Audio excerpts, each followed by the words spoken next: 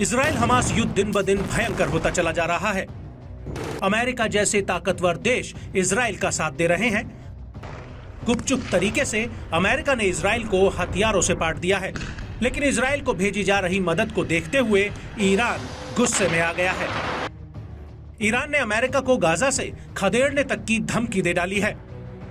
Iran के America पर धमकी भरे बयान के बाद ईरान को इजराइल और अमेरिका से हमले का खतरा है। ऐसे में ईरान ने अपनी उत्तर पूर्वी सीमा पर मिसाइल, ड्रोन्स और तोप इकाइयों को तैनात किया है।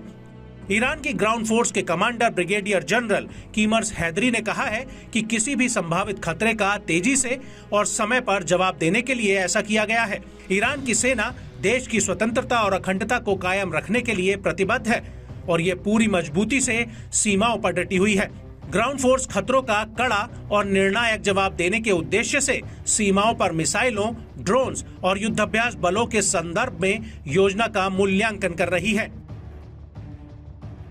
वहीं ईरान की ओर से सैन्य ताकत बढ़ाने के लिए कई प्रयास किए जा रहे हैं।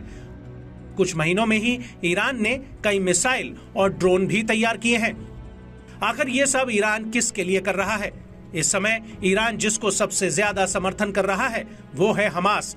ऐसे में सवाल यही है कि कहीं ईरान हथियारों से हमास की मदद तो नहीं कर रहा। अगर ऐसा है तो आने वाले दिनों में इजराइल हमास युद्ध और खतरनाक मोड़ ले सकता है।